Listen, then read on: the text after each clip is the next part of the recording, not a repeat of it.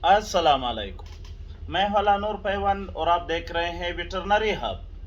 दोस्तों, कल हम लोगों ने जो बात की थी, जो पिछले सेशन में बात की थी, वो था एसिडोसिस कि एसिडोसिस क्या है। और फिर हमने उसी वीडियो में बताया था कि अगली वीडियो अल्कलोसिस पे बनाएंगे। तो आज की जो वीडियो है वो अल्कलोसिस पर है। जब भी हमारे प्राइवेट वेट या डॉक्टर हज़रात फील्ड में जाते हैं तो उनको ये पहचान करना मुश्किल होती है कि जानवर को अल्कलोसिस है या एसिडोसिस है। आज इस बारे में डिटेल से बात करेंगे, लेकिन बात शुरू करने से पहले मेरे आप लोगों से गुजारिश है, अगर आपने हमारे चैनल को सब्सक्राइब नहीं किया है तो बराए मेहरबानी हमारे चैनल को सब्सक्राइब करें और बेल के आइकन को भी दबाएं, ताकि तमाम नई आने वाली वीडियो की नोटिफिकेशन आपको बर वक्त मिलता रहे। वक्त ज़ाय किए बगैर अपने टॉपिक की तरफ आते हैं। दोस्तों, जानवरों में ये मसला कॉमन होता है, आम मिलता है। जब भी हमारे यंग डॉक्टर्स, प्राइवेट्स या डॉक्टर हज़रात फील्ड में जाते हैं, जानवर के सामने खड़े होते हैं, तो उनको ये फैसला करना मुश्किल होता है कि जानवर को एसिडोसिस है या जानवर को अल्कलोसिस है, क्योंकि ये दोनों मुख्तलिफ है, दोनों का इलाज मुख्तलिफ है। अगर आप एसिडोसिस में अल्कलोसिस का इलाज करेंगे तो केस बिगड़ जाएगा, या अल्कलोसिस में एसिडोसिस का इलाज करेंगे तो भी केस बिगड़ जाएगा। तो सबसे पहले आपने डायग्नोस करना है और आपने हिस्ट्री लेना है कि जानवर ने खाया क्या है, क्योंकि दोनों का बहुत ही ताल्लुक है। अगर आपके जानवर ने, उसके जो फील्ड में गए उस जानवर ने, जो जानवर बीमार है उसने कार्बोहाइड्रेट्स वाली चीज़ें खाई है, तो आप समझ सकते हैं कि इसको एसिडोसिस हो गई। अगर उसने प्रोटीन वाली चीज़ें खाई है, प्रोटीन वाले चारे खाए हैं, तो आप समझ सकते हैं कि इसको अल्कलोसिस हो गया। एक तो हुआ ये आसान तरीका। दूसरा तरीका ये है, अगर आप अपने दोनों हाथ की मुट्ठियों को बंद करके ऐसे पेंच करके देख सकते हैं, अगर उसके जानवर के राइट साइड में पानी चलक रहा है तो आप समझ सकते हैं कि ये अल्कलोसिस है। अगर लेफ्ट साइड में इस तरह की पानी चलक रहा है तो आप समझ सकते हैं कि ये एसिडोसिस है। बाज़ औक़ात जानवर को जो है ना, जानवर में जब आप हाथ से दबाएंगे तो आपको पता नहीं चलेगा, पानी इतना नहीं होता है, फ्लूइड इतना नहीं होता है कभी कभी। तो आपने फिर उसकी हिस्ट्री लेना है कि जानवर ने खाया क्या है। अल्कलोसिस में होता क्या है? अल्कलोसिस में जैसे कल हमने बताया था कि एसिडोसिस में जानवर का जो रोमन का पीएच लेवल है वो घट जाता है, कम हो जाता है, 7.5 से नीचे चला जाता है तो जानवर को एसिडोसिस होता है। जबकि अल्कलोसिस में इसका उलट है। अल्कलोसिस में यह है कि जानवर का जो रोमन का पीएच लेवल है वो 7.5 से ऊपर चला जाता है, 9.5 पर आ जाता है, 10 तक भी पहुंच जाता है, 9 पर रहता है। तो ऐसी सूरत में जानवर को अल्कलोसिस है।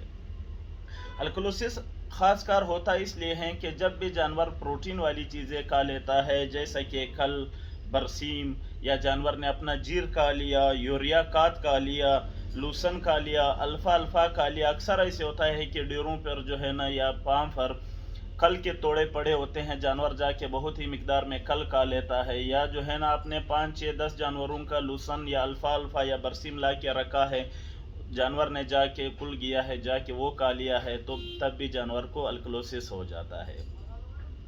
या इस तरह हो सकता है जानवर ने बच्चा दिया, आपने नहीं देखा, उसने जीर फेंका, अपना जीर खा लिया, तब भी जानवर को अल्कलोसिस की सूरत, शदीद सूरत लाहिक हो जाती है और जानवर बीमार पड़ जाता है। तो अल्कलोसिस में यह होता है कि जब भी ज़्यादा प्रोटीन वाले चारे जानवर खा लेता है तो वो उसमें एमोनिया बढ़ा देता है। यूरिया खाद उसने खा लिया, कभी कभी फार्म पे यूरिया खाद की बोरियां पड़ी होती है, तो वो क्या करता है कि रोमन में एमोनिया बढ़ जाता है। वो एमोनिया बाद में जाके खून में शामिल हो जाता है और खून इसको ले जाके जिगर में जज़ब कर देता है।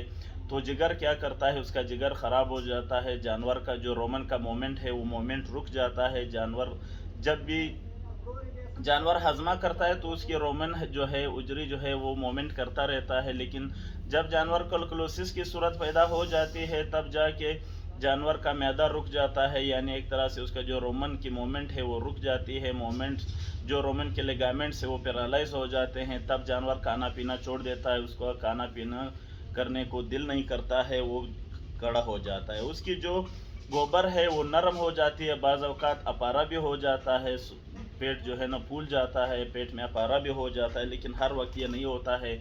जो गोबर है वो बदबूदार रहता है, गोबर से बदबू आता है। तो ये थे उसके अलामात। अब आते हैं इसके इलाज की तरफ। सबसे जो इसका बेस्ट इलाज है वो है एसिडिक एसिड, यानी सिरका, जो हर घर में आम इस्तेमाल होता है। आपने क्या करना है, सिरका आपने लेना है जिस्मानी वज़न के हिसाब से। यानी आपने पर केजी के हिसाब से 5 से 10 ml लेना है, वो अपने जानवर की कंडीशन को देख करके फैसला करना है। यानी अगर एक बड़ा जानवर है 300 से 400 किलो का जानवर है, तो आपने 1.5 लीटर से 2 लीटर तक उसको सिरका पिला देना है। अगर शदीद सूरत हाल है तो शदीद सूरत हाल में आप ये कर सकते हैं कि आप उस सिरके को, या जो एसिडिक एसिड है, सिरका है, आप उसको डायरेक्ट सिरिंज के जरिए रोमन में भी इंजेक्ट कर सकते हैं अगर सूरत हाल शदीद है। दूसरे नंबर पे आपने क्या करना है, अपने ऑक्सी टेट्रासाइक्लिन 5% की आपने लेनी है और 1 गिलास पानी में मिला करके अपने जानवर को पिला देना है, ओरल पिला देना है। इसके साथ साथ आपने हेपागन इंजेक्शन इसको 50 ml आपने आरएल में रिंगर लेक्टेट में मिक्स करके लगा देना है, और आपने कम से कम 2 लीटर से 3 लीटर तक आपने अपने जानवर को आरएल यानी रिंगर लेक्टेट के आपने फ्लूइड देना है। उसकी 5% आपने रिंगर लेक्टेट में मिक्स करना है, जो कि इंसानों वाले मेडिकल से मिलते हैं। 25% ग्लूकोज है, वो क्या करता है कि प्रोटीन की मिकदार को घटा देता है, जबकि कार्बोहाइड्रेट की मिकदार को बढ़ा देता है, तब जाकर जानवर हाजमा करने के काबिल हो जाता है।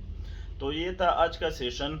मज़ीद भी इस बारे में अगर आपका कोई सवाल है, आप मुझे व्हाट्सएप पर पूछ सकते हैं, कमेंट सेक्शन में पूछ सकते हैं। इंशाल्लाह मैं हर वक्त आपकी खिदमत में हाजिर रहूँगा। वीडियो अच्छी लगी हो तो दोस्तों के साथ शेयर कीजिएगा। दुआ में याद रखें। अल्लाह हाफिज़।